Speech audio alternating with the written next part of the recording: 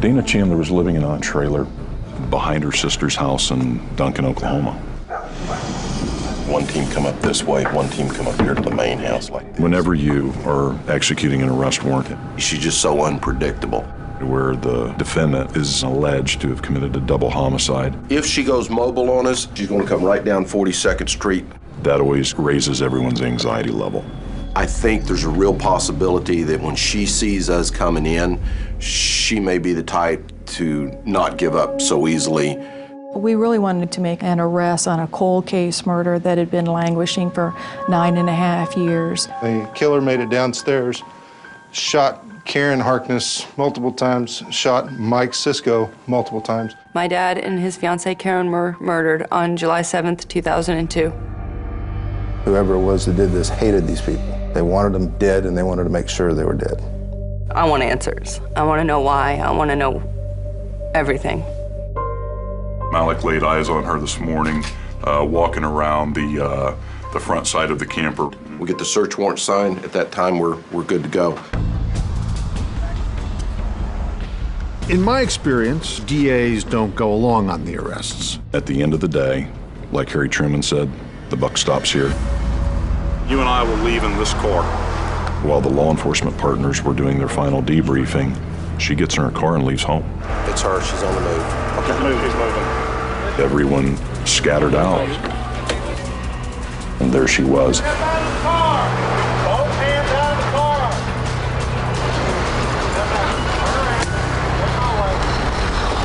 Walk back and start today. Keep coming backwards. For 10 years, I've been thinking about justice. Right there, get down on your knees. Hands down. She's gotten away with something that she did. Dana committed these murders, took 2 people's lives. The state of Kansas has issued a warrant for your arrest for 2 homicides, okay? Okay. I needed justice for my dad and for Karen. State of Kansas versus Dana Chandler. I was scared to death because I knew that she had killed Mike and Karen, and I did not know that we'd be able to prove it. We didn't have fingerprints, we didn't have DNA, and we didn't have it in terms of forensic science. I know she's dangerous. I have no doubt in my mind. She would not hesitate to get revenge on me. I know that. I love a part of her. There's a good person in there somewhere. She has a very complicated role in my life because she is my mom. And she's my dad's killer.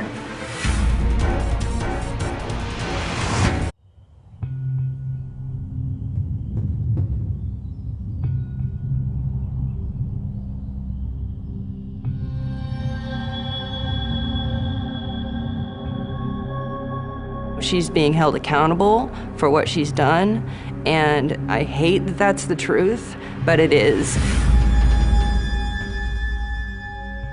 Your mom did kill your dad.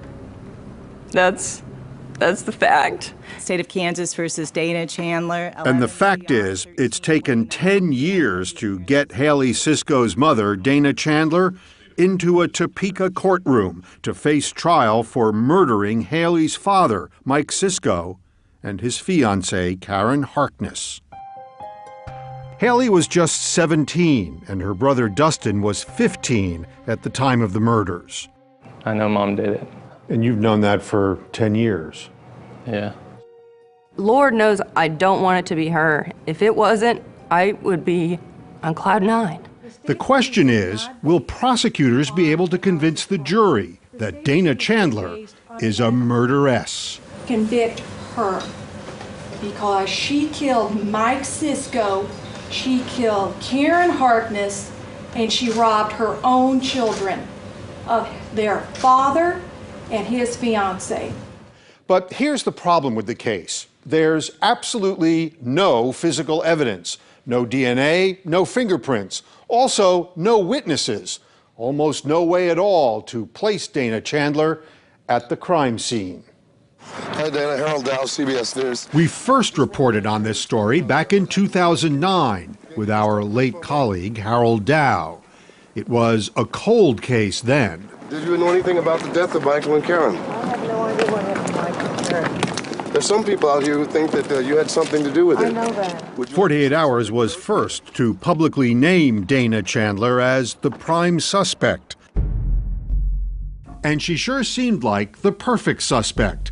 Dana and Mike were married for 16 years, but went through a long and especially ugly divorce. She lost custody of Haley and Dustin when the court ruled that Mike was the more stable parent. My dad was really in my life growing up. He was really my hero. Mike was 47. He sold welding equipment. Smile real big, Mike. Let's see your teeth. He had a wonderful sense of humor. He kept his humor no matter how he felt inside. Carol Cisco is his mother.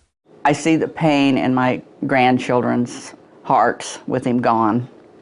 And we just miss him so much. Mike had been dating Karen Harkness for 4 years. She was 53, also divorced, and a mother of 2 grown children. They were extremely happy. You could just see that, you know. Everything they did was for each other. Harold Worswick is Karen's father, and on July 7, 2002, he and his wife, along with Carol, were meeting the couple at Karen's house, expecting an announcement that she and Mike were finally engaged. And I rang the doorbell and knocked on the glass and couldn't raise anybody. I thought, this is strange. They went around back and found the sliding glass door open. Inside, there was no sign of either Mike or Karen at first. And then Harold Worswick went downstairs to the couple's bedroom. Just I got to the foot of the stairs, I could see Karen. And I said, oh Christ. I knew she was dead. Then I found Mike on the outside of the bed.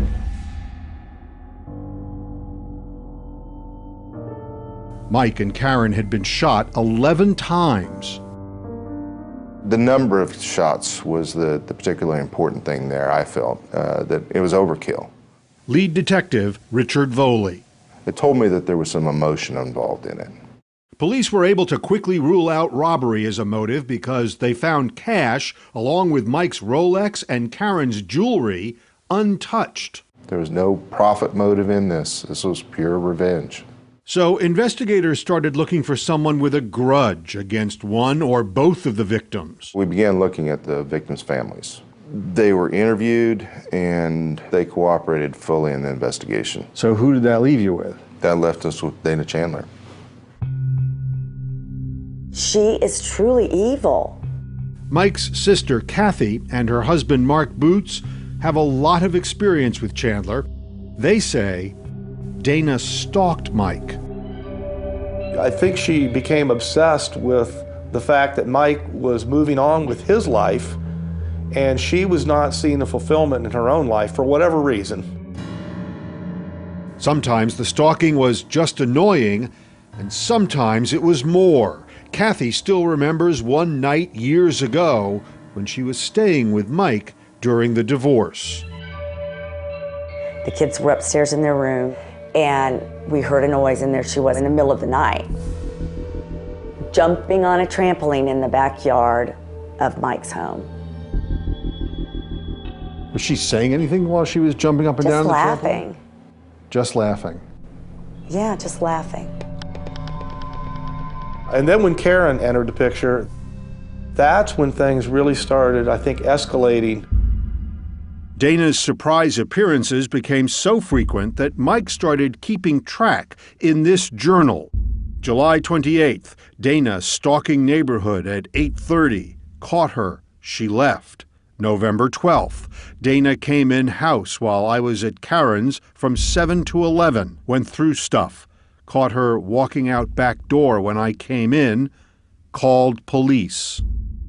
All this harassment and stalking had come to the point that Mike told me that he and Karen now feared for their lives. The last time she showed up was 1 month before the murders. Mike found Dana inside his house, drinking a cup of his coffee. She said, the kids are getting older, they're having different issues with themselves now, they need both parents. I think I should move back in and we should parent together. And he said, "Are you effing crazy? I'm marrying Karen." Was that the first time he told her that he was marrying Karen? We think it might have been. And Mike's family believes that final rejection pushed Dana over the edge. But at the time, she was living 8 hours away in Denver, and Topeka police still had no evidence linking her to the murders. And then Detective Voley talked to Dana. It wasn't what she told him, it's what she didn't tell him. She didn't tell me about the gas cans because she didn't want me to know about the gas cans. So my assumption is that there's something about the gas cans that is important.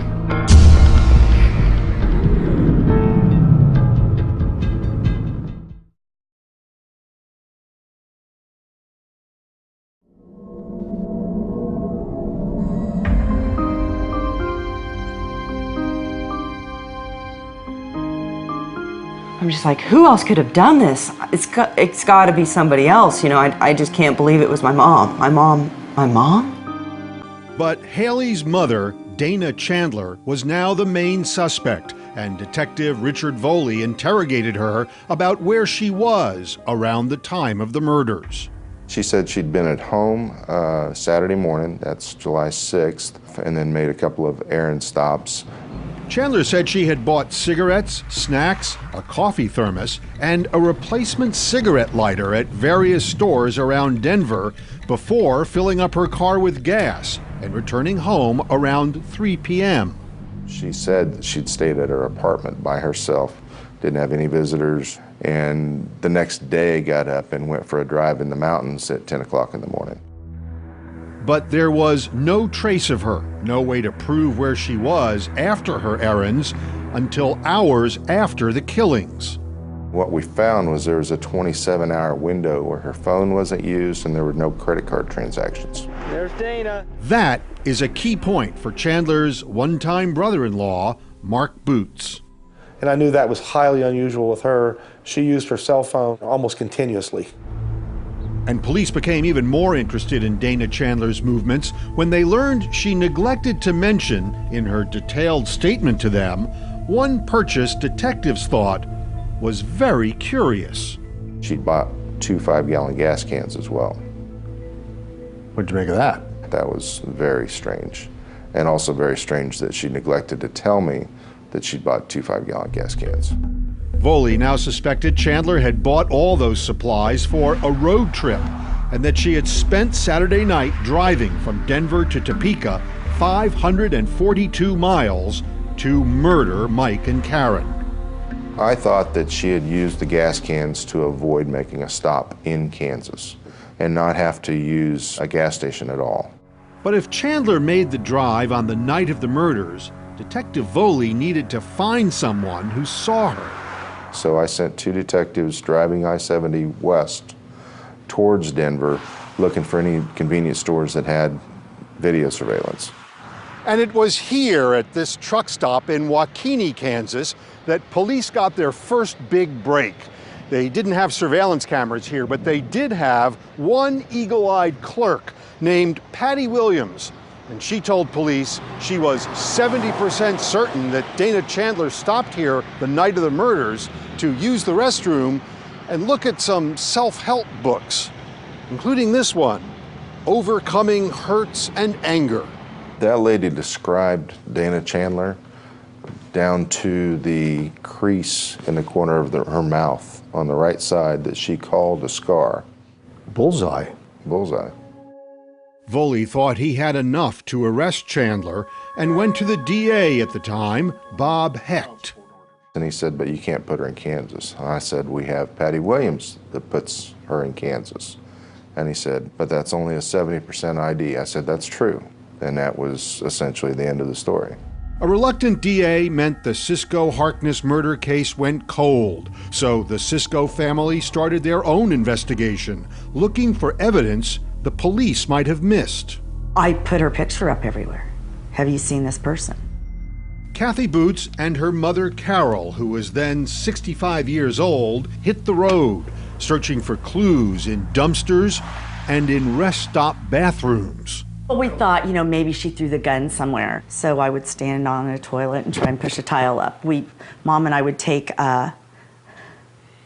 this is awful, manholes up and, pry them up and try and see down in there.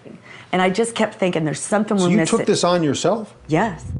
Not surprisingly, Kathy and Carol found nothing. But then Haley joined in the investigation. For years, she secretly tape-recorded her own mother, hoping Dana would reveal something Haley could use against her one day.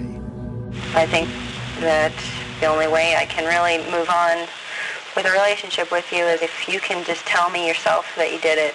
Well, number one, I didn't do it. And number two, I don't know what happened, Haley. Was that hard to do? I don't want to believe it's my mom. That's the last person. And every time I talked to her, it was more and more apparent that she was hiding something, that she was hiding the truth. And you had plenty of time to get to Kansas by Saturday night at midnight. Haley, I was not in Kansas at Saturday night at midnight. I was not in Kansas at all that weekend. I just obviously wish I could have got her to confess. But after years of investigation, both amateur and professional, there was finally a turning point. It came in a local pizza parlor called Glory Days. What happened in this pizza parlor? This is where I met Chad Taylor, as he was candidate Taylor then for DA. He was running for DA? Running for DA. I'd never met the man before, and then I started pitching some of the things that I was interested in this case in particular. Dana Chandler. Yes. He said, when you win the DA's race, I want to sit down and talk with you about this case because I think it's a fileable case. I think it's a winnable case. We need somebody to work it. And that's kind of how it started from there.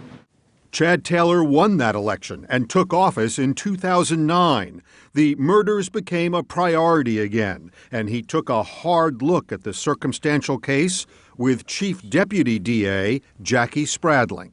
A strong circumstantial case is never as good as a strong scientific case. They worked it for 2 years and finally decided, even though the case had problems, it was time to move. This gets no better. This case is never going to get better than it is. It's right now today. 10 years after the murders and 8 months after Dana Chandler's dramatic arrest, the case was finally going to trial. Were you ready? I've been ready since years, many, many years. She'd better be ready for anything because Haley will have to help prosecutors paint the ugliest possible portrait of her mother. A woman's a nut job. If she's a bad mother, if she's a crazy person, doesn't necessarily make her a killer. This hag killed 2 people, and the reason we know that is because everything she said she was doing instead of the killing was a lie. 10 years, no forensics. Is it worth pursuing this totally circumstantial case? Chat now on Facebook and Twitter.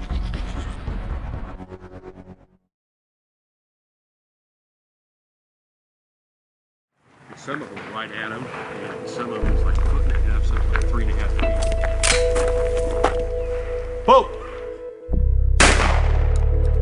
feet. District Attorney Chad Taylor had Dana Chandler in his crosshairs. The defendant in this case is charged with 2 counts of murder in the first degree. In March 2012, Chandler's trial was about to begin, and putting her behind bars would not be easy. It was pretty clearly evident to, I think, everyone who did this. The issue was, could it be proven? But the case is strong enough for the families of Karen Harkness and Mike Sisko. I would rather try and see what happens at trial than to never know. May I please the court? In opening statements, Deputy DA Jackie Spradling gets right down to business. I could kill him. I thought about killing him. These are the words of this defendant about her ex-husband, Mike Sisko. The defense case is simple and pretty obvious. That there is no evidence that places Dana Chandler in or near the Harkness residence on July 6 or 7, 2002. Mark Bennett, doesn't Chandler's exist. lawyer, argues the reason there's no forensic evidence linking Chandler to the crime is she didn't do it, period, end of story. I believed her. I still believe her. But the prosecution hopes to convict Dana Chandler largely with her own words. Where was she the night of the murders? For 27 hours, she was unaccounted for. Her lack of an alibi is huge. As it turns out, Chandler told two different stories, one to police and one to a friend, and both versions seemed fishy. Dana first told Detective Voley that story about spending the night of the murders at home, and the next day driving through Rocky Mountain National Park. But there's a problem with that story. Law enforcement watched countless hours of video from the cameras going into and out of Rocky Mountain State Park. She wasn't there. Shortly after that statement to police, Dana gave a friend, Jeff Bailey, a different story. She told me that the story she was giving me was the truth, and the story that she'd given to the law enforcement was not the truth. Chandler told Bailey she had gone camping and had slept in her car on the night of the murders. And here's the problem with that story. Along the route Dana said she took back in 2002, there were historic fires blackening Colorado. But she told Bailey she saw nothing. In your view, what did this landscape look like when she was driving through there? Black, charred, and just nubs that used to be the trees. It's simply unimaginable to drive through acres of burnt forest and not know that the thing had been burned up. Wherever Dana was for those 27 hours, the authorities know the Sunday after the murders, she ended up in Loveland, Colorado, 57 miles north of Denver. She bought gas and went to Walmart for some new clothes. Why do you think she bought clothes in Loveland? Because she threw away the clothes that she used when she was doing the killing. And prosecutors have an interesting theory to explain how she got to Loveland. The escape for her is not backtracking the entire route, but to get out of Kansas. Go directly up to Nebraska and avoid the Kansas authorities. Spradling believes Chandler used those two gas cans to get her out of Kansas after the murders without a trace. It would have taken that extra 10 gallons to get her out of Kansas. Problem is, prosecutors have absolutely no evidence that she was ever in Nebraska. You can't prove that she did any of this. I can't prove that she went into Nebraska. You're absolutely right. But also don't forget Patty Williams, who was the woman in Waukene that did see the defendant in her car. But Patty Williams, the clerk at this truck stop, who was 70% sure that she had seen Dana the night of the murders, would not be able to say anything to help prosecutors at trial. In 2006, she died. That was going to be a problem. That was our best evidence that she was in the state. So now prosecutors had no eyewitness and no forensic evidence. All they had was a defendant with a weak alibi and a very strong motive. The defendant was pushed over the edge, realizing that she would never get Mike back and that he was going to marry Karen. One by one, prosecution witnesses describe what they call Dana's stalking. I heard a sound, and I looked out. And Mike's sister, Kathy Boots. And she was on the trampoline, jumping. Dana. And his brother, Tim Cisco. 2001, we had a family get-together out at Karen and Mike's property, and I actually saw Dana drive by. At the time, she was living in Colorado. And other witnesses say Mike and Karen lived in terror before they were murdered. Usually it was incessant phone calls, harassment, all hours of the night.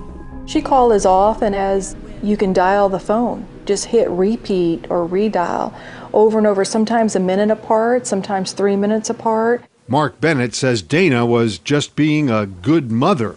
I think there were many calls that she made to talk to the children. But Haley says her mother never asked about her or her brother Dustin. Every time she would call, she would ask me, what's your dad doing? Where is he at? What's he doing? She would not let me off the phone.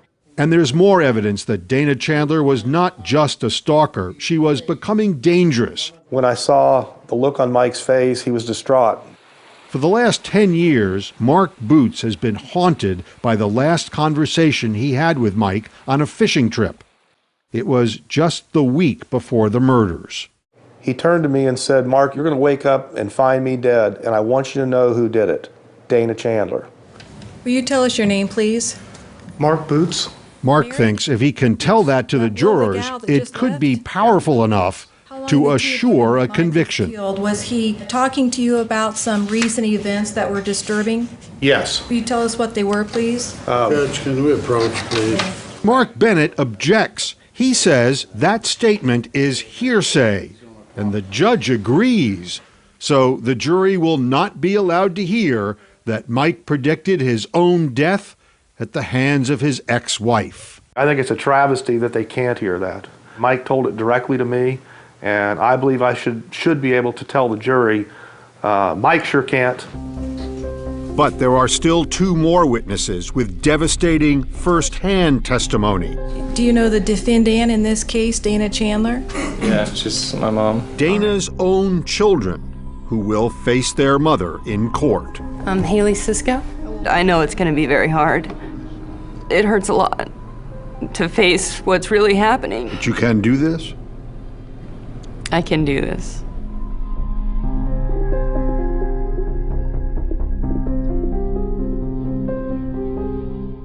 How can you get 48 hours anytime, any place? Want a clue? Your iPad. Reality drama, exclusive extras. To miss it would be a crime.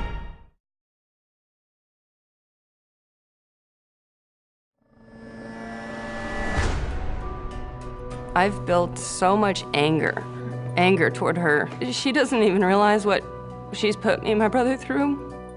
It's hard to know if Haley and Dustin Cisco are looking forward to this moment or dreading it. 10 years after their father and Karen Harkness were murdered, Dustin and Haley are about to become star witnesses against their mother. I want to know why. Why did you do it?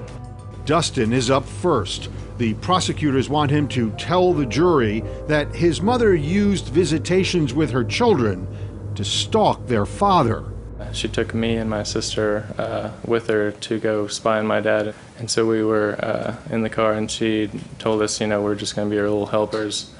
My mom and my sister got out of the car to go peek into a window. And how old were you at the time, roughly?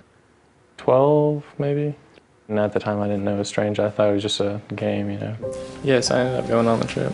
Dustin appears unemotional through his testimony until Jackie Spradling asks him how he found out his father had been murdered. Dustin was away on a canoe trip.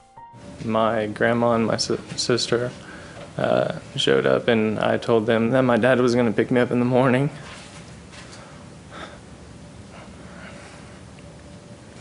Do you want a break, Dustin? It'll be okay. Do you want one? And they told me that my grandma sat me down and told me that he was murdered. It's hard to watch Dustin relive that moment. I'm almost done. Even for the prosecutor, who has seen more than her share of tragedy. Did your dad have trouble with anybody but the defendant? No. Did Karen have trouble with anybody but the defendant? No. That's all I have. And then it was Haley's turn. Right when I walk through that door, the whole world is about my dad's been killed and my mom shot him. She was really just obsessed. But Haley is not just another witness. Remember, for years, she helped investigators by secretly recording her mother. And prosecutors are about to play those tapes in court. You want to know what happened to your dad? I don't blame you. I want to know what happened to your dad so that I can get off the hook, because I'm sick of being on the hook for it. It was during that recording that Dana, who is a recovering alcoholic, for the first time tried to explain why she bought those gas cans. I ran into a girl that had run out of gas at an AA meeting, and so I went and got work for her. She asked me for money, and we don't give people money at AA.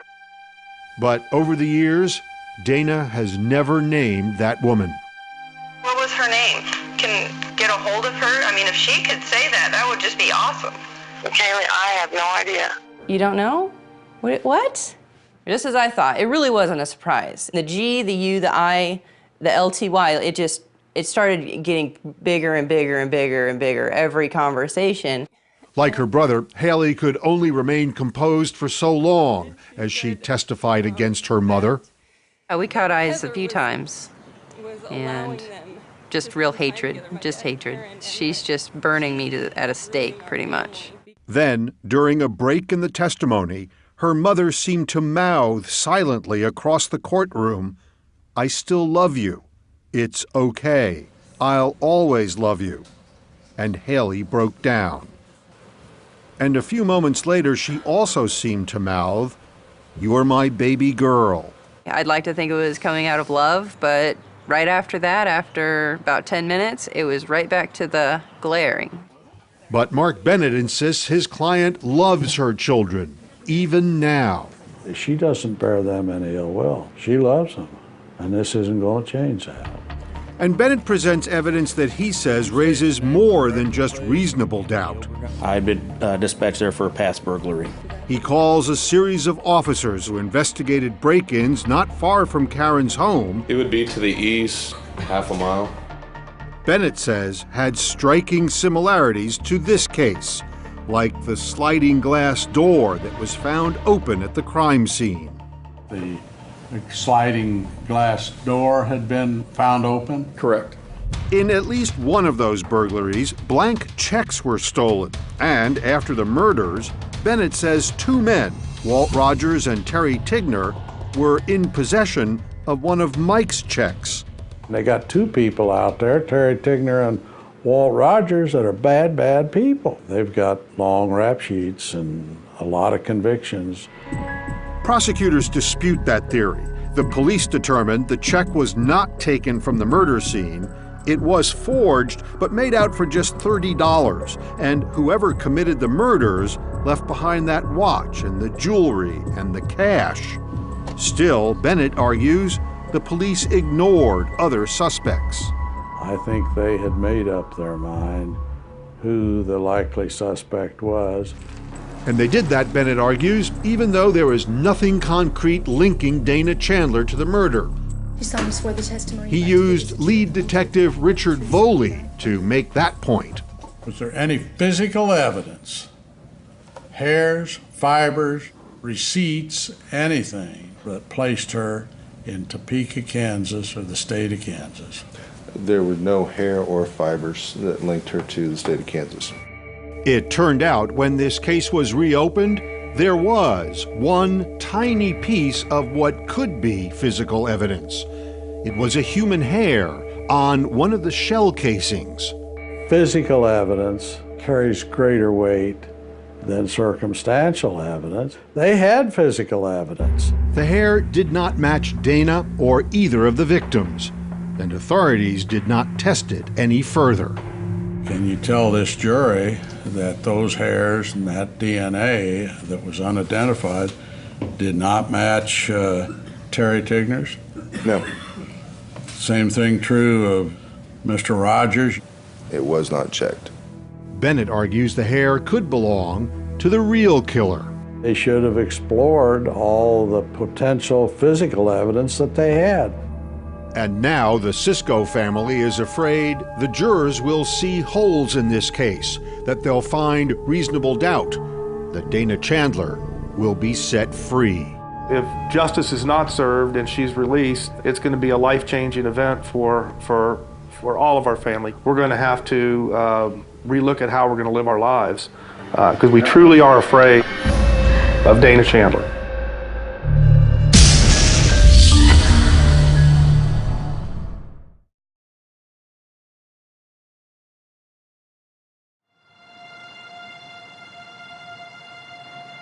After all the tears and all the testimony, the toughest part of this trial is about to begin. Closing arguments and the wait for a verdict. I don't know what other favors they do for each other. Once again, Deputy DA Jackie Spradling relies on evidence gathered by Haley Sisco. Listen to the instant message Dana sent to Haley about Haley's father. I cannot continue to have that bastard in my life anymore. In an email to her then 14-year-old daughter, Dana slams Karen Harkness, too. I know she's a tramp, and I pray to God you never go there. Demonstrates to you the level that the defendant hated Mike Sisco. Demonstrates to you the level the defendant hated Karen Harkness. Where's the evidence? Where's the evidence? It's a familiar refrain and the crux of Mark Bennett's case. All this time they've been trying to put her in Kansas when this happened. And for 9.5 years they've come up dry. Except for Patty Williams, that truck stop clerk who told police she was almost certain she saw Dana Chandler in Kansas the night of the murders.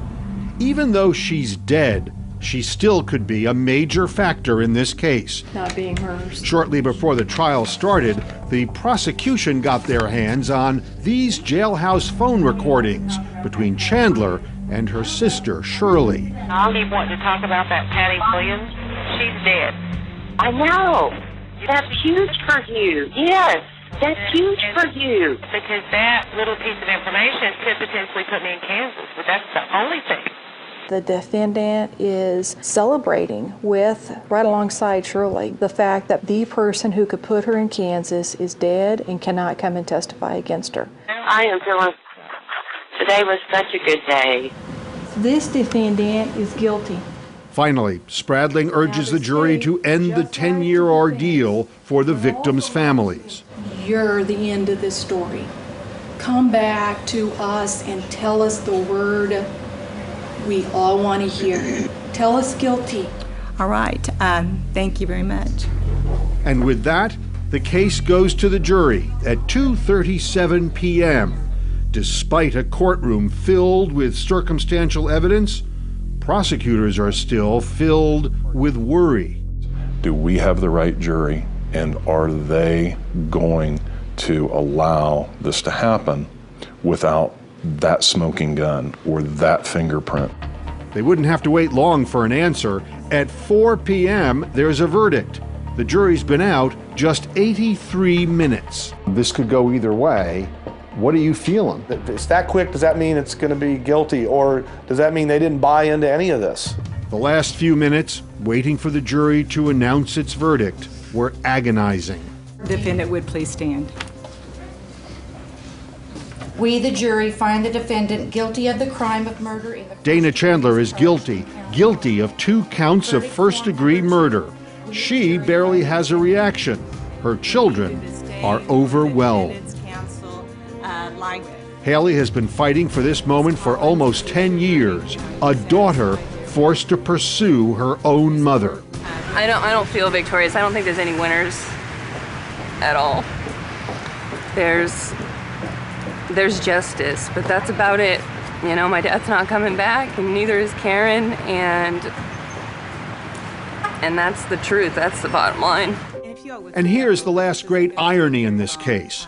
Even though Patty Williams never lived to tell the jury what she saw, the jury believed her story. And it was all because of Dana Chandler's chat with her sister Shirley. So in the end, it was the defendant's own statements that got in what we otherwise could not have. 5 months after the jury's verdict, Haley and Dustin will have to see their mother at least one more time at her sentencing. This time, Dana Chandler arrives in shackles, representing herself. I absolutely deny I ever stalked Mike or Karen, and there's been no evidence presented that I did. But most importantly, I deny that I murdered Mike or Karen. I am innocent. I did not murder Mike or Karen. 6 members of Mike and Karen's families want to tell Dana what she did to them and ask the judge to give her a life sentence. Dana, you've murdered my brother and my friend, and I will not allow you to take one more second of my time. not one more second. But it's Haley, speaking for herself and her brother, who has the last word for the Cisco family. We each have a deep scar in our souls from what this monster has done. But I will stand here today and tell you that we are survivors. We will live the fullest lives that we can because that's what my dad would have wanted for us. Dana could care less about us and our struggles, but my dad wants us to flourish while we're on this earth. And that's what we're gonna do for you, Dad. I have just sentenced you to life. Dana Chandler is given 2 life sentences, one for killing Mike Cisco, one for killing Karen Harkness.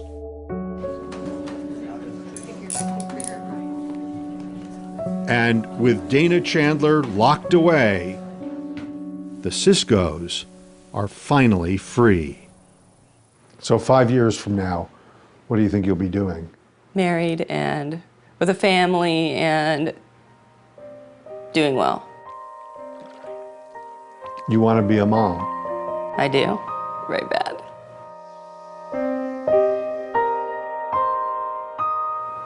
I want to be everything my mom wasn't.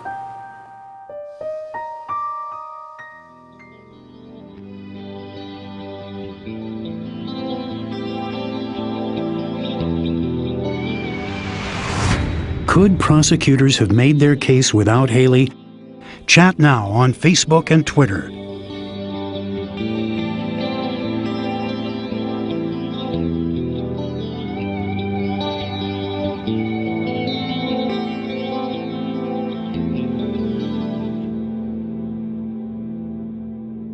A celebrated chef. I'd never tasted any food that was that good. A wife he says left him. He just kept saying, I'm sorry, I'm sorry. A wild confession. Like, what? And a desperate act. He's running towards the cliff's edge. He's taking his clothes off. He took off like this and went, ah! And just whoosh, went right over. What really happened to Dawn? 48 hours next. On television, online, on the go, and now on iPad. CBS News.